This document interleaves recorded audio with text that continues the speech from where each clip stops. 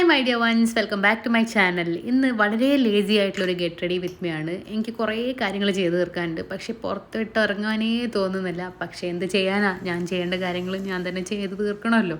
അപ്പം മേക്കപ്പ് ചെയ്യാനോ ഒന്നിനൊരു മൂടില്ല. അപ്പം അങ്ങനെ ഇരിക്കുകയാണ്. കുറച്ച് ക്രിയേറ്റീവായിട്ട് എന്തെങ്കിലും ചെയ്ത് കഴിഞ്ഞാലേ മനസ്സിന് സമാധാനം ഉണ്ടാവുള്ളൂ എന്ന് മനസ്സ് പറഞ്ഞു. മനസ്സ് പറഞ്ഞാൽ കേൾക്കണമെന്നാണല്ലോ. അതുകൊണ്ട് സിമ്പിളായിട്ട് ഒരു മോയ്സ്ചറൈസർ ഇട്ടു, പഴയ ഒരു ജീൻസും പഴയ ഒരു ടോപ്പും. ഈ ടോപ്പ് എനിക്ക് തോന്നുന്നു ഒരു 12 വർഷമായി ഞാൻ വാങ്ങിച്ചിട്ട്.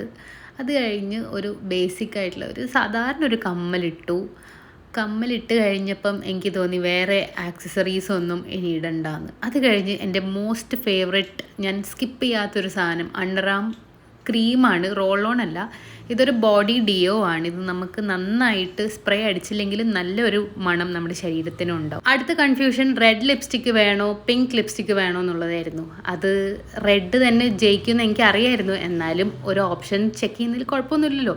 അങ്ങനെ റെഡ് ലിപ്സ്റ്റിക്കൊക്കെ ഇട്ട് നിന്നപ്പോഴാണ് ഞാനൊരു കാര്യം ശ്രദ്ധിച്ചത്. എൻ്റെ ഈ ഔട്ട്ഫിറ്റ് കുറച്ച് ബോറിംഗ് ആയിട്ട് എനിക്ക് തോന്നി. ബാഗി ജീൻസും പിന്നെ ഇത്രയും നീളമുള്ള ഒരു ടോപ്പ് ഇട്ടപ്പം അതിൻ്റെ പ്രപ്പോർഷൻ ശരിയാവാത്ത പോലെ തോന്നി.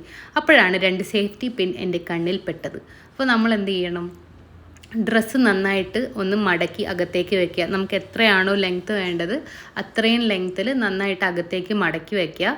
എന്നിട്ട് ഓരോ പിന്നും ഓരോ സൈഡിൽ വെച്ചിട്ട് പിൻ ചെയ്യുക. അത്രേ ഉള്ളൂ. കൈയൊക്കെ ഒന്ന് പൊക്കി നോക്കുന്നത് നന്നായിരിക്കും. എന്ന് വെച്ചാൽ നമ്മൾ ഡ്രസ്സ് ക്രോപ്പ് ടോപ്പ് പോലെ ഇടുമ്പോൾ എത്ര ലെങ്ത്ത് വേണമെന്ന് നമ്മൾ എന്തായാലും ചെക്ക് ചെയ്യണം. അത് കഴിഞ്ഞിട്ട് പിന്നെ സിമ്പിളാണ്, 2 പിന്നും ഓരോ പിന്ന് വെച്ച് ഓരോ സൈഡിലേക്ക് ഡ്രസ്സ് മടക്കിയിട്ട് അതിൻ്റെ അടിയിൽ കൂടെ പിൻ ചെയ്ത് വെക്കുക. ഒത്തിരി പിന്ന് പുറത്ത് കാണാത്തതുപോലെ പിൻ ചെയ്യുന്നതായിരിക്കും നല്ലത്. പുറകിലും ഒക്കെ നന്നായിട്ടൊന്ന് ശരിയാക്കുക. സിമ്പിളാണ്, വളരെ എഫക്റ്റീവാണ്. നമുക്ക് മാക്സിമം ഡ്രസ്സുകൾ എങ്ങനെ റീയൂസ് ചെയ്യാമെന്ന് ഞാൻ ഇപ്പോൾ ഗവേഷണം നടത്തിക്കൊണ്ടിരിക്കുകയാണ്. അതിൻ്റെ ഭാഗമായിട്ടാണ് ഇപ്പോൾ നിങ്ങൾ ഈ കാണുന്ന പരീക്ഷണം. അപ്പോൾ നല്ല ഒരു ചെറിയൊരു ക്രോപ്പ് ടോപ്പ് എന്ന് പറയാൻ പറ്റില്ല, എന്നാലും നേരത്തേനേക്കാളും കുറച്ചും കൂടി ഇൻട്രസ്റ്റിംഗ് ആയിട്ട് എനിക്ക് തോന്നി. അത് കഴിഞ്ഞ് പിന്നെ മുടിയിൽ എന്ത് ചെയ്യുന്ന ആലോചിച്ചപ്പം, ഒറ്റ ദിവസം മുടി വാഷ് ചെയ്യാതിരുന്നത് കൊണ്ട് നല്ല ഓയിലി ആയിട്ടുണ്ടായിരുന്നു. ഞാൻ എല്ലാ ദിവസവും തല കഴുകുന്നതാണ്, പക്ഷേ ഇന്നലെ എനിക്കൊരു മൂഡുണ്ടായിരുന്നില്ല.